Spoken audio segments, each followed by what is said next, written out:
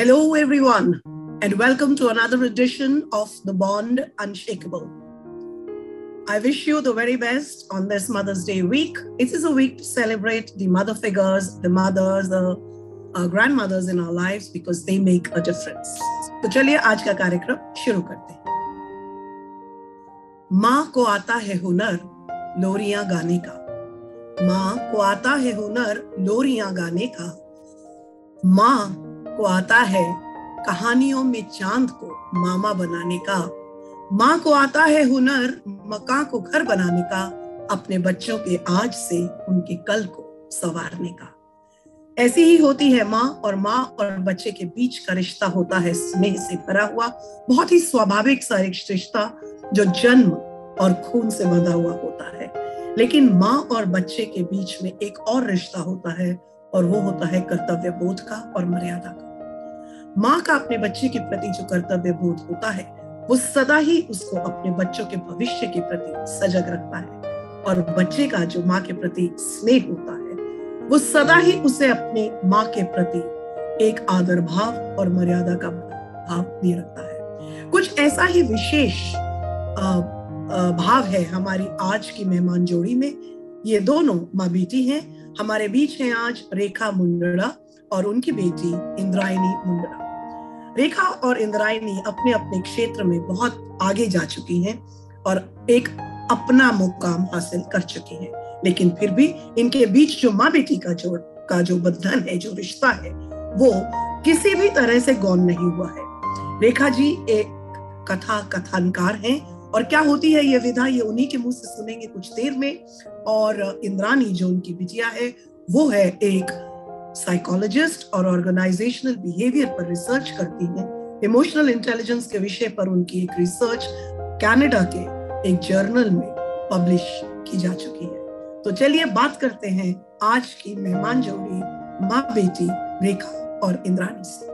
रेखा, आपका स्वागत है। इंद्रायणी, आपका भी स्वागत है आज के इस शो पर, जो कि मातृ दिवस के उपलक्ष्य में विमेन हु विन के द्वारा आयोजित किया जा रहा है। हेलो, धन्यवाद। रेखा जी, आपसे शुरुआत करती हूँ। मैं पहला प्रश्न आपसे ही पूछती हूँ क्योंकि आपका जो प्रोफेशन है और आपकी जो कार्यक्षेत्र है वो एक ऐसा कार्यक्षेत्र है जिसके विषय में लोगों को बहुत अधिक जानकारी नहीं है। कथा कथनकार क्या होता है? एक ऐसी साहित्यिक या मंच प्रस्तुति की विधा है जो भारत के सांस्कृतिक मुख्य धारा से पूरी तरह से जुड़ी हुई नहीं है। तो इसके विषय में हमारे दर्शकों को बताएं। जी जरूर। मुझे ऐसे लगता है कि कथा कथन ये हमारे बहुत पहले से शुरू हुई एक फॉर्म है। हाँ, लेकिन उसे स्टेज जैसा कोई एक प्रेस्टीज नहीं मिला है। लेकिन मुझे लगता है कि कथा कथन ये एक संस्कारों का मूलभूत माध्यम है, जिसे डिस्कवरी ऑफ इंडिया में पंडित जवाहरलाल नेहरू जी ने भी लिखा है कि भारतीय बच्चा अपने माँ के दूध के साथ कथा कहानी सुनते सुनते बड़ा होता है। जी। तो जैसे रामायण की कथा, महाभारत की कथा, अलग अलग संस्कारों की, नीति मूल्यों की कथा माताएं घर के बड़े बुजुर्ग सुनाते थे। इस तरह से मुझे बहुत अच्छा उदाहरण लगता है जो छत्रपति शिवाजी महाराज और जीजा माता जो कहानियां सुनाती थी रामायण महाभारत की, एक दैदीप्यमान चिंगारी उनके मन में निर्माण की कि मैं अर्जुन जैसे पराक्रमी बनूंगा, मैं हनुमान जी जैसे बलवान बनूंगा। इस तरह से स्वराज्य के लिए उन्हें प्रेरित करने के लिए ये कथाएं बहुत अच्छा भूमिका उसकी रही, ऐसा मुझे लगता है। और इसी तरह से हम लोग पहले से कथा कहानियां सुनते आए हैं, लेकिन इन दिनों में ऐसे हुआ है कि सोशल मीडिया, एनिमेशन फिल्म्स के कारण हम लोग बच्चे चलचित्र जैसे शब्दों और चित्र में ज्यादा फंस गए, उसके मोह में। लेकिन कथा या तो कहानी सुनाना एक बहुत बड़ी कला है, जिसके माध्यम से बच्चों का भी बड़ों का भी भाषा विकास होता है, उनके कल्पना शक्ति का विकास होता है और बच्चों के स्मरण शक्ति का विकास होता है। तो मुझे लगता है कि कथा कथन ये बहुत बड़ी ऐसी कला है कि जो शब्द और आवाज के माध्यम से, आवाज के आरोह अवरोह स्वरों के माध्यम से सामने वो घटना घट रही हो, इस तरह से एक व्यक्ति कहीं पे भी पैर न हिलाते हुए आवाज, अपना चेहरा, अपनी आंखें और दोनों हाथ से दोनों हाथ तो बार बार तो नहीं हिलाते, लेकिन थोड़ा बहुत उसका उपयोग करके कहानी कहते हैं। और कहानी कहना बच्चों के लिए तो बहुत आसान हो जाता है, उनमें घुल मिल के कहना। लेकिन बड़े लोगों को जब हम कहानी सुनाते हैं, कथा सुनाते हैं, जब कोई एक ऐतिहासिक कथा रहती है, कोई अपने कुटुंब में चलने वाली किसी व्यक्ति के स्वभाव विशेष पर होती है, कभी कोई कॉमेडी होती है, उनको सुनाना और उसमें उनको बिल्कुल उनमें उनको ऐसे लगना चाहिए कि हम ये कथा देख रहे हैं, इसका एक हम हिस्सा है, भाग है। इस तरह से कथा कथन का एक फॉर्म रहता है। हाँ, पर मुझे लगता है कि जैसे नाटक है, उस तरह से इस कथा कथन का फॉर्म ज्यादा प्रेस्टिजियस नहीं हुआ। और ज्यादातर मराठी भाषा में कथा कथन बहुत अच्छी तरह से प्रसिद्ध है। पहले जो वपू काळे, पु ल देशपांडे, दमा मिराजार ऐसे कोई लेखक थे, वो अपनी अपनी कथा सुनाते थे और उसके लिए बहुत अच्छा रिस्पॉन्स श्रोताओं का मिलता था। इस तरह से मराठी में ज्यादातर इसका प्रचलन है कथा कथन का, ऐसा मुझे लगता है। अच्छा, तो अच्छा कि आपने बता दिया, क्योंकि कुछ चीजें जो आपने कथा कथनकार के बारे में बताई वो हमें भी नहीं पता थी, जैसे कि उसमें आपका चेहरा, आपकी आवाज और आपकी आंखों का भाव, एक्सप्रेशंस, ये इम्पोर्टेंट मैटर करते हैं। एक तरीके से यही एक सोलो डांस में भी होता है। एक सोलो डांस जो नृत्य करता है उसको भी अपने हाथ और अपना जो भाव है वो दर्शकों तक अपनी भंगिमाओं से, अपनी मुद्राओं से पहुंचानी पड़ती है। तो बहुत ही अलग तरीके का एक कहना चाहिए सांस्कृतिक ये प्रस्तुति है और बहुत ही इंटरेस्टिंग है। लेकिन आप कथा कथनकार थी और इंद्रानी आपकी छोटी बेटी थी, तो Indrani, what did you learn from your mother's profession? Did that profession or did that passion that she had as a wife influence you as a child? What do you have as a recall or a memory of the period that your mother used to go and do these stage shows? Did you learn anything from them? Did you have a conscious, unconscious learning curve around it? So I tell this to everyone that I meet and that I tell about my mother, is that when she is on the stage and she is doing her katha kathan, she is a completely different person for me. I feel like I'm seeing someone else. It's a performer there, not my mother who's performing. So she's that good. I'm not just saying that because she's my mother, but she's really, really good at what she does. And she's always been that inspiration to me to work hard to earn the kind of massive respect that she's earned all around the town and abroad. And yet to stay that grounded and that humble in her roots. So that was really humbling for me. So one of those incidences that I remember is that when I was 1 or 2 years old, we had Vappu Kale Dadaji come over. And back then, when I was that young, I just knew him as some Dadaji who comes over, who is fun, and he mentors my mother, and then he also makes some fun craft for my sister and me. But then as I grew older and I started going to school and had Marathi textbooks, I realized that I started reading his name in the textbooks, and I realized that he was actually this very prestigious Marathi author who was coming to mentor my mother. And that was so humbling because there was never that, on our face or on our attitude that we had such good personalities coming, staying at our place and teaching my mother. So, in fact, my mom never really pressurized me into doing anything. She never told me, oh, you have to be a public speaker or something. She just said that do whatever you want to do, but just do it at your best capacity. In fact, it was my teachers who would tell me stuff like, you're Rekha Mundada's daughter, so you probably should be good at vocational speaking, right? And I was really bad at Marathi back then. And I remember coming back home with such disheartened face because it was really sad to hear that I couldn't live up to my mother's name when I was in 7th grade. But at the same time, it was really nice to see that people use my mother as an inspirational example to be as good as as good of a public speaker. So it was sort of a push to try to be better, to live up to that motivation or to live up to that inspiration. So after I became an organizational psychologist and after I did my emotional intelligence training, I took a couple of seminars, and that's where her performer side really helped me, because she would come back with critical feedback that I would need. So I would have all the knowledge in place, but she really gave me feedback as to how to put it across to the audience and how I can do it better for the next time. So yeah, it really helped me a lot as a psychologist to tell my story better. I think that is the biggest, strength of Rekha ji's being a Katha Kathankar, because I think it is very difficult for a solo performer to build an audience connect. Unless you are very good at your craft, that doesn't happen. So I think, relate to the fact that, looking at your mother and getting guidance from her, you were able to definitely sharpen your skills in public speaking. And I think that must have been the point of a natural talent emerging, which was probably not, that expressive as in your childhood. But वो कहते हैं ना कि खून का रिश्ता है, तो कहीं ना कहीं माँ के दूध में और माँ के खून से तुम्हें कुछ ना कुछ तो मिलना ही था. सो वो पहुंचा वहां तक. तो रेखा जी, इसी बात से मैं आपसे पूछना चाहूंगी कि आप इंद्रायणी की माँ हैं और आपने बचपन से ही इंद्रायणी को गाइड किया होगा, कोच किया होगा, हर बात करती है, लेकिन फिर भी कुछ चीजें ऐसी होती हैं जो आप में होंगी और इंद्रायणी में नहीं, और कुछ इंद्रायणी में होगा कोई ऐसी स्ट्रेंथ कह लीजिए या चरित्र की कुछ ऐसी विशेषताएं जो आप दोनों में भिन्न है, लेकिन आपको लगता है आप में होनी चाहिए और इंद्रायणी को शायद लगता होगा कि ये अगर मुझे माँ से मिल जाए तो अच्छा होगा. तो ऐसी क्या आपको चारित्रिक विशेषता इंद्रायणी की व्यक्तित्व में लगती है?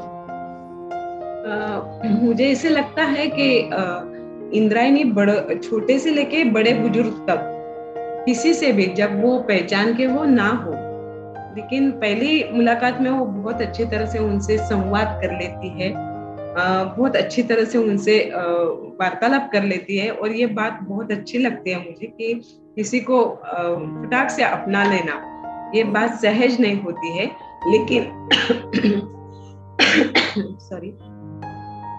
लेकिन ये भी बात है कि उसके विचार बहुत स्पष्ट और सुलझे हुए हैं. शायद मैं ज्यादा इमोशनल हो जाती हूँ और वो इमोशनल प्लस प्रैक्टिकल भी है. तो ये बात मुझे अच्छी लगती है कि मैंने भी थोड़ा प्रैक्टिकली भी सोचना चाहिए. हर एक चीज की दो बाजुएं होती है, वो भी मुझे देखना चाहिए. और ये जो क्लैरिटी है उसके विचारों की, वो मुझे बहुत अच्छी लगती है. तो उसकी जो पॉजिटिविटी है, क्लैरिटी है और इमोशनल प्लस प्रैक्टिकल वो जो है, वो सब मुझ में आने चाहिए, ऐसा मुझे लगता है. अच्छा, और Indrani, what do you think about what your mother just said, and what do you think is the single important characteristical trait that you would like to imbibe from your mother? I think she is someone who gets a lot of power from spirituality. The kind of storms that she had weathered, I tell her that I don't think I would be able to do it if I were in your place. So yes, I am practical, but practicality hasn't given me that kind of strength that her emotional side has still given her to do what she's doing, to go through so much, like to come from a Marwadi family, to do all her work, to do all her chores, and then go back to following her passion with the same amount of zest and zeal.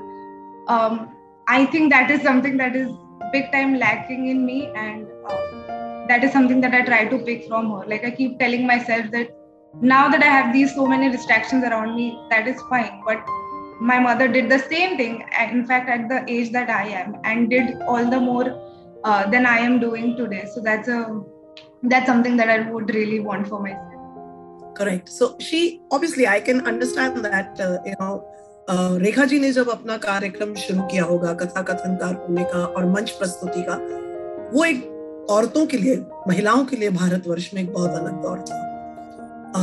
हमारी जो पीढ़ी है, कहना चाहिए, रेखा जी हो, हम हो, हमारी पीढ़ी ने घर और बाहर दोनों के बीच में जो सामंजस्य स्थापित किया है, वो आसानी से नहीं किया जा सकता था, और वो उस दौर की डिमांड थी. इस दौर में शायद जो रेखा जी बोल रही है कि एक इमोशनल और प्रैक्टिकलिटी के बीच बैलेंस चाहिए, वो बहुत जरूरी है. डिस्ट्रैक्शंस की जहां तक आप बात कर रहे हो, distractions were a luxury that our generation could not afford. We had responsibilities, और शायद वही रिस्पॉन्सिबिलिटीज थी जो एक मारवाड़ी फैमिली से में अपने घर की प्रति पूरी जिम्मेदारी, वफादारी खत्म करने के बाद फिर अपने लिए जीना, जो स्व के लिए जीना था ना, स्वयं के लिए जीना, वो that is a luxury that we did not have. and we are thankful that the women of your generation are enjoying it. And that is the reason you do not relate to those struggles, because we've struggled on your behalf. But having said that, I think Rekha ji की एक बात मुझे बहुत अच्छी लगी, जो बोली कि उनका जो कथा कथनकार का जो काम है, उसमें काल्पनिक जीवन से उनका सरोकार जाता रहता है। कथाओं में एक काल्पनिकता रहती है और उस काल्पनिकता को सजीव करने का, एक सजीव चित्रण प्रस्तुत करने का काम आप मंच पर करती आई हैं। और ये जो काल्पनिक और प्रैक्टिकलिटी के बीच में जो एक रियलिटी होती है, जिसको हम आज का सच कहते हैं, उसके साथ बैलेंस बनाना कई बार कठिन हो जाता है। तो रेखा जी, जब आप मंच से घर आती हैं, तो परफॉर्मर से हाउसवाइफ या परफॉर्मर से मदर या वाइफ या डॉटर इन लॉ कैसे बनती हैं? उसके लिए कुछ विशेष प्रयास करना पड़ता था या उतना समय ही कभी नहीं मिलता? एक्चुअली ऐसा था कि मारवाड़ी घर सबसे पहली बहू में, और यहाँ पर सर का पल्लू गिरना नहीं चाहिए, ये एक बहुत बड़ा कंडीशन कि कहीं पे भी जाओ, आप गाड़ी से भी जा रहे हो तो भी हवा से भी वो पल्लू नहीं गिरना चाहिए, इस तरह से। और ऐसे माहौल में जब मुझे ऐसा लगता है कि सासू माँ बोलती थी कि अब ये घर तुम्हें संभालना है, तो घर का पूरा कारोबार देख के संभाल के, जिसे 7 बजे कभी प्रोग्राम रहता था तो मैं 4 बजे रसोई को लग जाती थी, 4 बजे है तो मैं 2 बजे रसोई को लग जाती थी, इसके लिए कि हमारे यहाँ पे फिक्स टाइम था 7 o'clock खाना खाने का। तो ऐसा ना हो कि मैं प्रोग्राम के लिए गई और सब यहाँ पे भूखे बैठे, तो शायद मेरा ये कार्यक्रम ही बंद हो जाएगा, इसलिए मैं इसके लिए बहुत दक्ष रहती थी और करती थी ये काम। और जब समय मिलता था, समझो रात में जाग के या जल्दी उठ के या दोपहर में, तब कथा कथन की मैं तैयारी करती थी। हमारे यहाँ पे कथा कथन, धुलिया में कथा कथन क्या है मालूम नहीं था। पहले लगता था कि वो जो कीर्तन करते वैसा कुछ होगा। तो पहली बार जब मेरा कथा कथन एक महिला संगठन ने रखा था, तो सासू माँ और हम दोनों गए थे वहां पे। कुछ कोजागिरी का प्रोग्राम था, शरद पूर्णिमा का।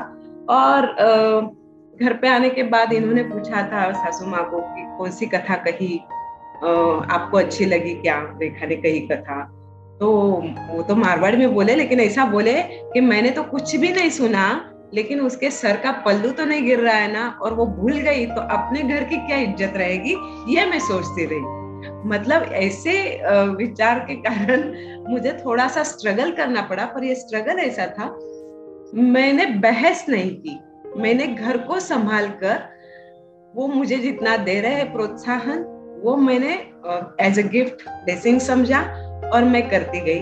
मुझे लगता था कि मेरे अच्छी जो मुझे पैशन जो है वो करने के लिए मिल रहा है, तो उनको अच्छा लगे ऐसा भी मैं करती जाऊँ, तो फिर वो कहीं पे कॉन्फ्लिक्ट नहीं होगा।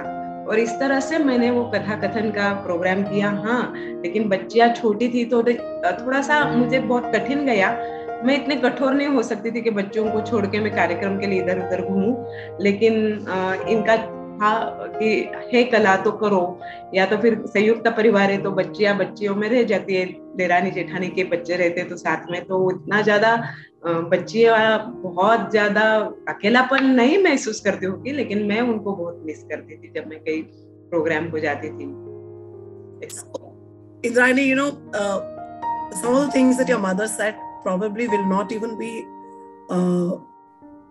as close to imagination or fiction for you, but it's a fact कि सर से पल्लू नहीं गिरना चाहिए, performance is not important, family is more important, बच्चों के प्रति माँ की जिम्मेदारी ज्यादा है। ये सब वैल्यू सिस्टम्स थे जो आजकल काफी चेंज होते चले जा रहे हैं। तुम्हारी जो रिसर्च है वो इमोशनल इंटेलिजेंस पे आधारित है, it is based on that concept, organisational behaviour. ये जो वैल्यू सिस्टम का चेंज है, as a psychologist, how do you see that manifesting in organizations? So the research that I had done was about acceptance, and I think acceptance has been that value or that element that has always been of utmost curiosity and intrigue for me. When I was in college, I was trying to go for a TEDx, like I auditioned for a TEDx talk based on acceptance, because since then I feel like acceptance is almost the key to every like problem in life. If you have, you know, if you're not okay with someone else, then probably accept the way they are and then go forward with it. So once I did my research, once I did psychology, I thought that I could probably give it a scientifically prove that acceptance is the key to everything, to emotional intelligence even. So the research that I had done was, it was a mixed method. I did a quantitative and qualitative sort of research where it was about how emotional intelligence can be taken as an application for acceptance. And I studied 3 factors, which are acceptance of yourself, acceptance of others, and acceptance of your others' perception of you, because that is somewhere people struggle a lot as well. Not about what they think of others, but what others think of them. Think of them, yeah. So that was where my research was focused. And in terms of organizations, it is extremely applicable because like the institute that published my research, which was Project Management Institute of Ontario, Canada, they took it for their project managers. They applied it in their setting. They found it really relatable to them because acceptance is really important when it comes to accepting your employees or accepting your colleagues, accepting the way they do their work. Because everyone has a very different way of doing it, probably this way or that way, but you correct. But a lot of friction comes from non-acceptance of things. Even diversity and inclusion, so much of it is rooted in acceptance in itself. Accepting that people are different from you, they have a different lifestyle, they have a different thought process from you.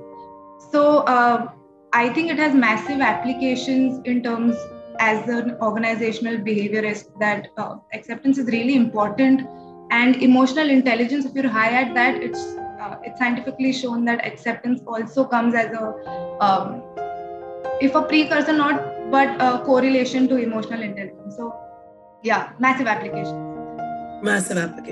So Indrani, you have done some wonderful things in this field of psychology, मनोविज्ञान जिसको हम बोलते हैं हिंदी में, और organizational behavior is a new emerging area which is probably understanding the human interaction part a lot more. It goes beyond being an individual to being a team or a group of people who work together. And I think something similar is what your mother does when she tries to connect with her audience. And audience is strangers to her, right? There are new people every time she's on the stage. So somewhere, I think, although your professions are as different as fact and fiction, उनका पूरा काल्पनिक realm में चलता है और आपका पूरा scientific realm में चलता है, लेकिन क्या ऐसी कुछ चीजें हैं या कुछ ऐसे एरियाज हैं, मैं आपसे पहले पूछूंगी रेखा जी, जहां पे आपको लगता है कि आप एक दूसरे से कुछ ना कुछ सीख सकते हैं, एक दूसरे को कुछ ना कुछ दे सकते हैं, तो ऐसी कौन से एरियाज आपको लगते हैं जहां पे लेन देन विचारों का और लेन देन संस्कारों का कहना चाहिए हो सकता है? लेन देन तो देखा जाए वैसे मुझे इसे लगता है कि हम लोग गीता परिवार करके बाल संस्कार शिविर लेते थे बच्चों के, 9 तक के बच्चे आते थे हमारे यहाँ पे, और मैं 30 साल से दुलिया में लेती थी, तब ये बच्चियां दोनों मेरे साथ आती थी, बेटियां दोनों मेरी, और वहां से जो हम लोगों ने उनको सिखाया था, जैसे संस्कृत श्लोक रहते हैं, भगवद गीता है, कुछ कथा कहानियां है, या तो हनुमान चालीसा है, या कोई देशभक्ति वाला गीत है, तो ये अलग अलग चीजें वो करती थी। और बाद में हम लोगों को भी वो मदद, कार्यकर्ता के रूप में वो वर्ग शिविर चलाने में भी उन्होंने मदद की है। जब वो दोनों बाहर अब्रॉड गई थी सीखने के लिए और अचानक यहाँ पे आई, तो एक बार बहुत बड़े बच्चों को, मतलब इतना बड़ा नंबर्स में थे बच्चे कि उन लोगों को बहुत अच्छी तरह से इंद्रायणी ने हैंडल किया था। हनुमान चालीसा वगैरह अभी तो वो सब हो रहा है, लेकिन ये बात बहुत पहले की है कि तब उसे देखकर मुझे ऐसा प्राउड फील हुआ था कि अरे अपनी बेटियां कहीं पे भी जाओ, वो अपने मट्टी को अपने ऐसे अच्छी तरह लेके चल रही है, ऐसा मुझे लगता है। और इंद्रायणी के लिए तो मुझे ऐसा लगता है कि उसका जो कॉन्फिडेंस लेवल है, जैसे कि हर एक चीज बहुत क्लियरली देखने के कारण, शायद उसके वो रिसर्च के कारण सुलझे हुए ज्यादा विचार है, मैं मानने करती हूँ, लेकिन ऐसा हो जाता है कि कभी कभी आपको वो जो आपने सीखा है वो अच्छी तरह से इंटरप्रेट करते आना चाहिए, लेकिन इंद्रायणी हाँ वो करती है, इंद्रायणी बहुत अच्छी तरह से, और इतना अच्छा वो किसी को समझा सकती है, बोल सकती है। ये बात मुझे बहुत अच्छी लगती है कि उसके फ्रेंड्स कभी उनसे बात करते, या कोई छोटे बड़े आ जाते हैं, कोई करियर के हिसाब से पूछने के लिए आ जाते हैं, तो वो जिस तरह से उनसे बात करती है, कॉन्फिडेंस बिल्ड करती है उन लोगों में, वो बहुत मुझे अच्छा लगता है, और इससे लगता है कि अरे ऐसा मुझे भी आना चाहिए। Indrani, so do you think it's a fair assessment of your competence and skills by your mother? I think it may be an overestimation. It comes from a place of love. Yes, it does come from a place of soft love. Not at But all. I think her pride is justified because she has seen her little daughter blossom into that big, mature individual who's doing big things in terms of the field that she has chosen. But Indrani, before we conclude this session, I must ask you this question that, you are rooted in scientific evidence in terms of the profession that you have chosen for yourself, and also the fact that you come from a value-driven, value-based family environment, right?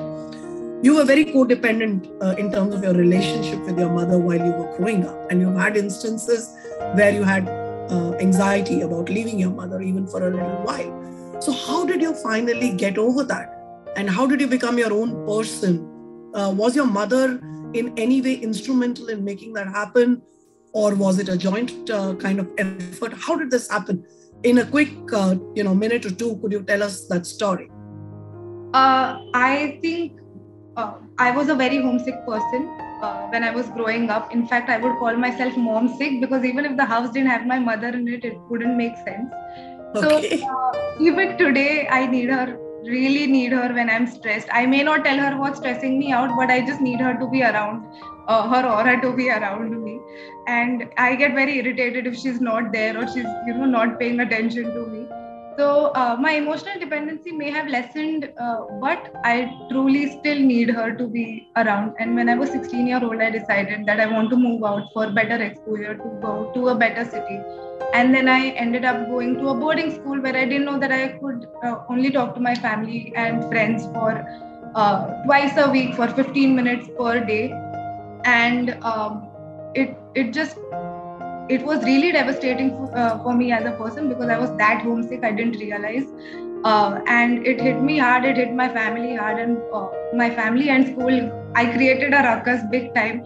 And I was worried. Everyone else was worried. I sort of threatened that I'll run away from the school if you don't come get me right now. And the school officials were also really scared. So when that happened, that's the first time I think my mom truly showed that soft love. She's always been that very mushy person around me. But then she really took her stance, and she said that it's either you stay here or you come back with me right now to Dhule, where there is no exposure.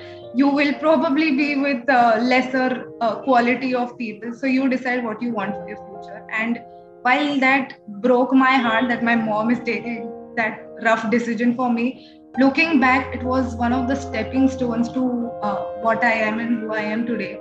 Because then in that school, I was elected to go to Tel Aviv University for a summer school program. And that's where I decided that I wanted to do psychology. Following that, I went on to do my bachelor's in one of the top art colleges of India, St. Xavier's College. And then I went for my master's to UK. So all of that happened because my mother did not show me that moment of weakness or got me back home. So all my travels and living alone, all of that, I love doing that now. But had my mother not taken that step for me and been really rough with me, I don't think I would have been where I am. I'm glad she did that for you, because thanks to her, we have a psychologist now.